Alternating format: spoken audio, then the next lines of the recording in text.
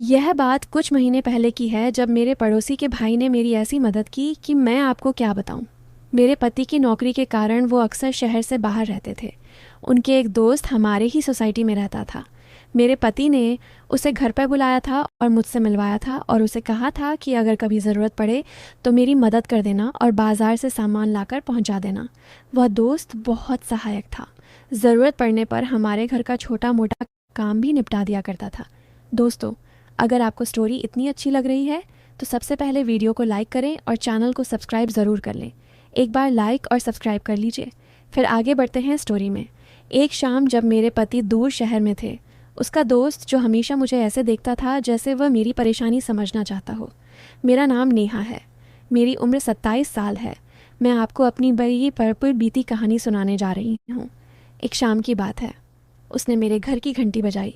मैं पहले से ही समझ चुकी थी, क्योंकि उसकी नज़रें हमेशा मुझ पर ध्यान देती रहती थीं। वैसे भी वह मेरे पति से ज़्यादा समझदार था और मेरा मन भी उसकी मदद से राहत महसूस करता था। घंटी बजी तो मैंने पूछा, कौन है, मिलूंगी के? बाहर से आवाज़ आई, भाभी जी, मैं विकास हूँ। आवाज़ सुनते ही मेरा मन शांत हो गया।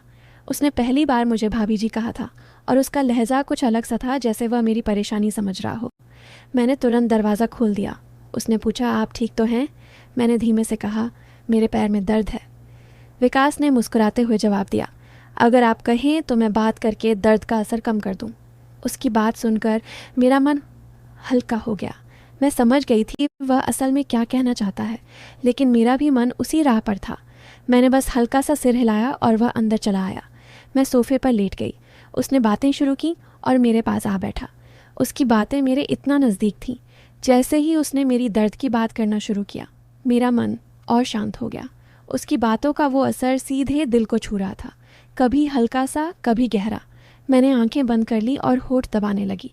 विकास धीरे से बोला, भाभी जी, लगता है बातें असर कर रही हैं। उसकी मुस्कान, उसकी नज़रें, सब मुझे बहुत अच्छा लग रहा था। मैं खामोश थी, लेकिन अंदर से पूरा मन शांत हो रहा था। दोस्तों, स्टोरी आपको इतनी अच्छी लग रही है तो अभी वीडियो को लाइक कर दो और चैनल को सब्सक्राइब कर लो, क्योंकि आगे भी ऐसी ही मज़ेदार स्टोरी आने वाली हैं। और जो सब्सक्राइब करेंगे उन्हें मैं अपना नंबर भी दूंगा, तो जल्दी से सब्सक्राइब करो। चलिए अब स्टोरी आगे बढ़ाते हैं। उसकी बातें कभी गहरी जाती, कभी हल्की। मैंने उसके शब्दों को रोकने की कोशिश की, पर रोक नहीं पाई। कमरे में सिर्फ मेरी धड़कनें गूंज रही थी। विकास और नज़दीक आया और धीरे से बोला, मैं जानता हूँ आप भी यही चाहती हैं, बस एक बार कह दीजिए। मैंने उसकी ओर देखा। उसकी आंखों में वही देखभाल थी जो मैं पहले महसूस कर चुकी थी। मैं कुछ नहीं बोली, बस नज़रें नीची कर ली। उसने बातें जारी रखीं और पास आ गया। अब हम दोनों के बीच सिर्फ एक कदम था। मेरी उंगलियां उसके शब्दों से टकराईं और मुझे लगा जैसे राहत का झटका लगा हो। मैंने धीरे से कहा, विकास। उसने हंसते हुए जवाब दिया, बस भाभी जी, अब समझ गया। कमरे की हवा शांत हो गई। दरवाज़ा लॉक था। पति बाहर था। मैं और विकास एक ऐसे मुकाम पर थे जहां वापसी मुश्किल थी। विकास मेरी आंखों में सीधे देखने लगा। उसकी नज़रें जैसे पूरा मन समझ रही हों। मैं चुप थी, बस होठ काटती रही। उसने धीरे से कहा, भाभी जी, आप कुछ बोलती क्यों नहीं? आपके चेहरे पर सब साफ है। मुझे संभलना मुश्किल हो रहा था। मेरा दिल जोरों से धड़क रहा था। मैंने खुद को काबू किया और उसकी तरफ मुड़ी। वह धीरे से और करीब आया। उसके शब्द मेरी तरफ बढ़े। मैं एक पल सख्त हो गई, पर अगले पल मैंने आंखें बंद कर लीं, जैसे मैं भी तैयार थी। विकास धीमी आवाज़ में बोला, अभी दर्द कम करना है या और बातें करनी हैं? मेरे होठों पर हल्की मुस्कान आई, लेकिन मैं चुप रही। उसकी आवाज़, उसकी सांसें, सब मेरे अंदर घूम रही थी। कमरे में सिर्फ लैंप की मध्यम रोशनी थी। उस रोशनी में उसका चेहरा और साफ दिख रहा था। मैं उसकी हर बात महसूस कर रही थी। जब उसने अपनी बातें मेरी तरफ बढ़ाईं तो मैंने सांस अंदर खींची। मैंने धीरे से कहा, विकास, और उसने बिना रुके जवाब दिया, बस भाभी जी, मैं तो आपके लिए ही आया हूँ। मुझे लगा जैसे सब कुछ थम गया हो। उसकी बातें धीरे धीरे गहरी होती गईं और मेरा मन अपने आप शांत पड़ रहा था। मैंने उसकी बात को रोकने की कोशिश की, पर अंदर से रोक नहीं सकी। उसने अपना चेहरा इतना पास लाया कि मैं उसकी सांसें महसूस कर रही थी। मेरी आंखों के सामने सिर्फ उसका चेहरा था। उसकी मुस्कान जैसे कह रही हो, अब तुम अकेली नहीं हो। मैंने सर हल्का सा झुकाया और उस पल में खुद को रोक नहीं पाई। विकास ने धीरे से कहा, भाभी जी, आपके पति को कभी पता नहीं चलेगा। आप बस आज की शाम यादगार बना दो। मेरी उंगलियां उसके शब्दों पर कस गईं और मैं बस उसे देख रही थी। दिल में डर था, लेकिन उस डर से ज़्यादा एक अजीब सी राहत थी। समय थमता जा रहा था, दरवाज़ा बंद था, घर शांत था और मैं और विकास एक ऐसी लकीर के दोनों तरफ थे। उस लकीर को पार करते ही सब बदल जाता। मैंने हंसकर बस इतना कहा, तुम रुकने वाले नहीं और मैं रोकने वाली नहीं। उसने सीधे जवाब दिया, फिर देर किस बात की भाभी जी। और जैसे ही उसने मुझे अपनी बातों में खींचा, मेरा सारा संयम टूट गया। विकास ने मुझे अपनी बातों में खींच लिया। एक पल को लगा जैसे कमरा घूम रहा हो। उसकी सांस मेरी तरफ बढ़ रही थी। मेरा दिल इतना तेज़ धड़क रहा था कि मुझे खुद सुनाई दे रहा था। मैंने दूर जाने की कोशिश की, लेकिन उसने मेरी बात सुनी। हल्की मुस्कान के साथ बोला, अब तो आप मुझे रोक नहीं सकती। भाभी जी, मेरी आंखें नीची थी, पर होठों पर मुस्कान खुद ब खुद आ गई। मैं खुद भी तो यही चाहती थी, बस कहने की हिम्मत नहीं थी। मैंने धीरे से कहा, विकास बस करो। पर आवाज़ ऐसी थी जैसे रोकना नहीं, बुलाना चाहती हूँ। वो और करीब आया और मेरे कान में बोला, बस एक बार कह दो, रुक जाऊँगा, वरना अब मैं नहीं रुकूंगा। मेरी सांसें और तेज़ हो गई। मैंने होठ दबा लिए, लेकिन आंखों में सब साफ था। कमरे में सिर्फ लैंप चल रहा था। उसकी रोशनी में उसके चेहरे की हर लकीर साफ दिख रही थी। उसकी नज़रें मेरी आंखों से होठों पर ठहर गईं। मैंने मुड़कर उसे देखा और बस इतना कहा, तुम्हें समझाने के लिए मुझे बोलना नहीं पड़ता। यह सुनकर विकास ने गहरी सांस ली और मुझे और पास खींच लिया। अब हमारे बीच कोई फासला नहीं था। उसके शब्द मेरी तरफ बढ़े और मैंने पलकें बंद कर ली। उस पल लगा जैसे सब थम गया हो। दरवाज़ा बंद, घर खामोश और हम दोनों अकेले। पति बाहर था और मैं अपने पति के दोस्त की बातों में थी।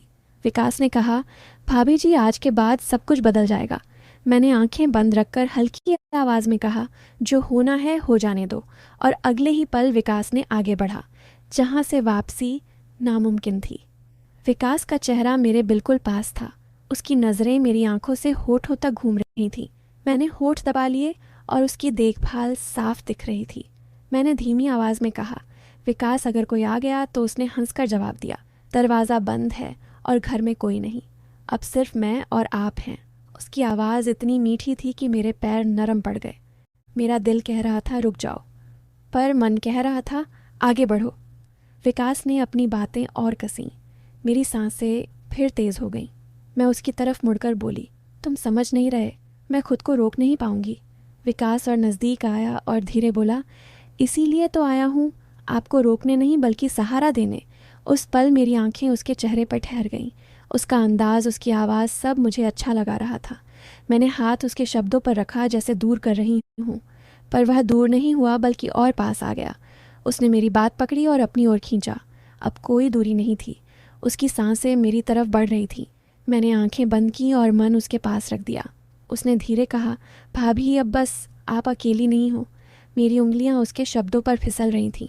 मैं कुछ नहीं कह पाई, सिर्फ उसके और करीब होती गई। कमरे में सिर्फ मध्यम रोशनी थी और उसमें हमारी सांसें तेज़ थीं। मैंने उसके कान में धीरे कहा, जो करना है जल्दी करो। विकास ने बस इतना कहा। फिर अब कोई रुकावट नहीं और उस लम्हे से सब काबू से बाहर हो गया। उस शाम के उस पल में लगा जैसे समय थम गया हो। विकास की बातें मेरी तरफ बढ़ीं। उसकी बातों का वो हल्का असर भी मेरी सांसों को हिला रहा था। मैंने उसकी तरफ देखकर धीरे कहा, विकास, तुम्हें पता है ना, अगर किसी ने देख लिया तो। उसने मेरी आंखों में देखकर कहा, भाभी, जिसकी नज़र आप पर उठेगी, अभी सिर्फ आप और मैं। बाकी दुनिया भाड़ में। मेरी हालत ऐसी थी कि मैं ना रोक पा रही थी और ना हाँ कह पा रही थी। उसकी नज़रें मेरी आंखों में थीं। विकास ने उंगली मेरे होठों पर रखी और बोला, अब कुछ मत बोलो, बस महसूस करो। मेरे दिल की धड़कन इतनी तेज़ थी जैसे फट जाएगी। मैं उसके इतने करीब थी कि उसकी सांसें मेरी सांसों को छू रही थी। मैंने होठ काटे और उस लम्हे ने उसकी देखभाल और बढ़ा दी। उसने चेहरा मेरी तरफ ले जाकर कहा, अब आप अच्छे हाथों में हो। मैं अपनी जगह थम गई थी। उसकी बातें, उसका स्वर, सब मुझे होश खोने पर मजबूर कर रहा था। मैंने आंखें बंद करके कहा, जो शुरू किया है अब पूरा कर दो। विकास की मुस्कान और तेज़ हो गई। उसने मुझे और कस लिया और उस शाम कमरे की खामोशी सिर्फ हमारी सांसों की शांति से टूट रही थी। विकास ने मुझे अपनी बातों में ऐसे बांधा जैसे मैं उसकी समझ का हिस्सा बन गई हो। मेरी हालत ऐसी थी कि मैं बहुत भावुक हो चुकी थी। मैंने धीरे से उसके कान में कहा, बस अब और इंतज़ार मत कराओ विकास।